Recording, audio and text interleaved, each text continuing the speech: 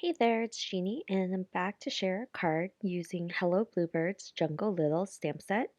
This stamp set's super cute and is full of a bunch of images, so I'm actually just going to tape down the entire stamp set and stamp everything out. It just makes it a lot easier. I just use a bit of washi and to hold it down, and I'll ink up the entire thing and I'll remove the sentiment. I missed one, but that's okay. And I'll go ahead and use Memento Tuxedo black ink and stamp it. And I want a really bold impression, so I just do it a couple times just to make sure I get everything inked up nicely.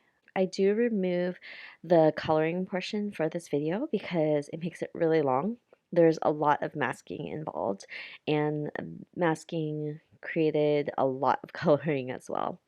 So I cut out these masks for all the little leaf and flower images, and I only did one of each. And this was enough where I can alternate the stamping and add the masking to it. And I just wanted to create a pop-up card. And in my head, envisioned like this jungle frame. And so I just wanted to mask around and create this frame. And so this is kind of the opposite of a floating floor card where the pop-up version is actually on the front of the or on the top portion of the card, if that makes sense. I think once you see the final product, it will make a little bit more sense. So I also want to include the monkey because it has a vine image included in this stamp set.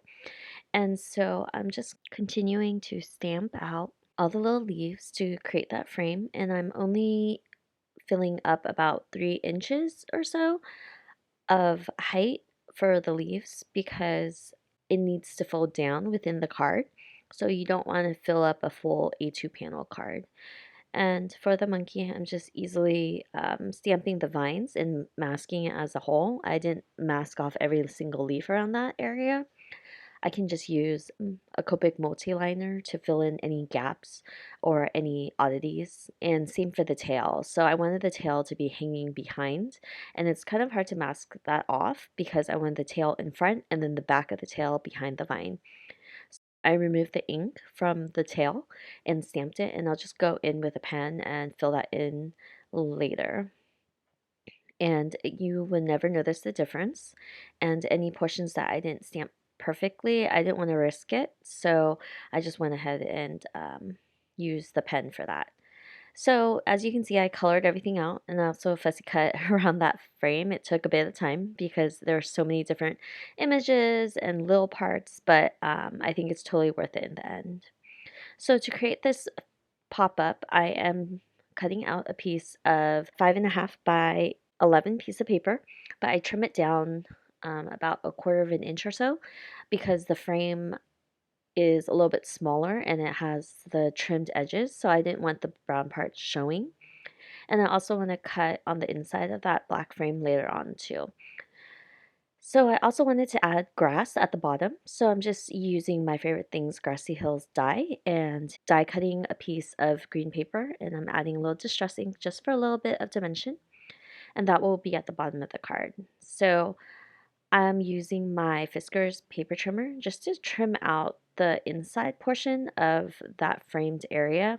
I just want enough where it won't show through the frame, and it doesn't matter. This is a matter of preference. I just wanted it kind of hidden. So once I trim this down to my liking, I will add that frame on top, and then the grassy portion will go on the bottom. So I'll put the grassy version first, and then the frame will go on top of it. And I think it looks really cool. I know there was so much green, so I really appreciated the pop of color of pink. And if I could do it again, I'd probably add a few more flowers just to add a little bit more variation in colors. And so I'll just, once I'm happy with everything, I'll just go ahead and glue down the grass first. And that score tape is strong because I sort of messed up and I couldn't pull it up and I just didn't want to ruin it or start over. So I just went ahead and followed through. So once I add that frame, with score tape, sometimes because it's so strong, I will remove a piece first, and then once I position it perfectly, I'll remove the rest because once you put it down and it sticks, it's kind of stuck. And I spent so much time on this frame that I wasn't starting over. So for this portion, I also decided that I wanted a blue background and I was gonna add clouds to it, but I was like, there's so much going on with the leaves that I'm just not doing that. So I cut out a piece of light blue and it's measured at 5.5 by 4.25. And same with the green, which is at the bottom of the card.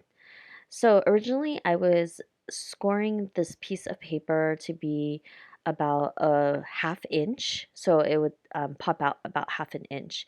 And then I realized that when I closed it down, the frame was a little bit taller, so it would have peaked above the card, and I didn't want that.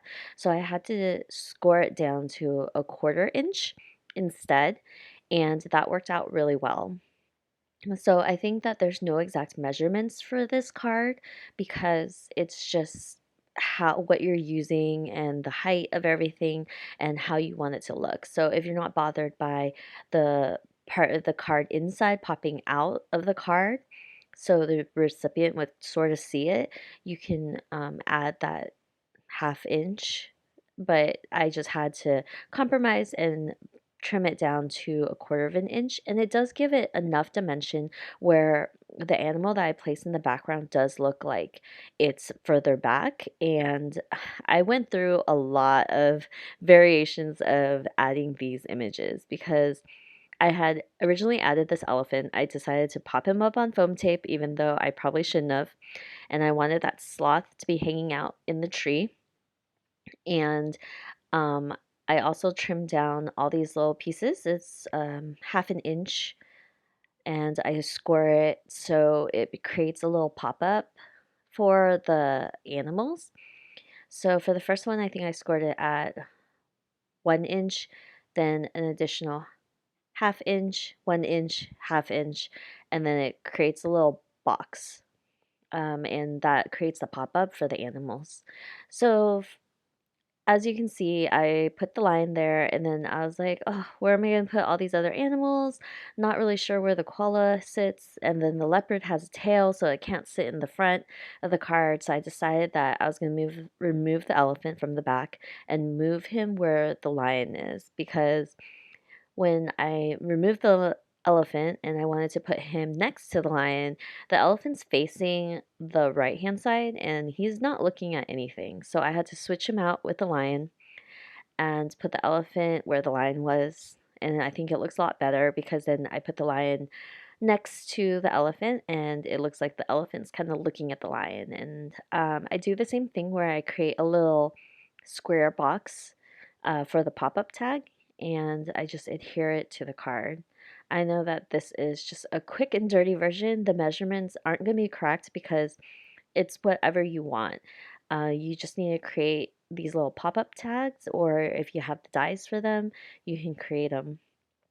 And so finally, I got everything put where I wanted it to look, and it looked cute. I wanted to decorate the bottom of the card because it looked pretty bare, so I stamped out the sentiment and I popped it up on the brown just to incorporate the color and that added a little frame around the sentiment. And then, so I had those additional leafy images, and so I colored those as well, and I decorated it on the bottom so it didn't look so bare.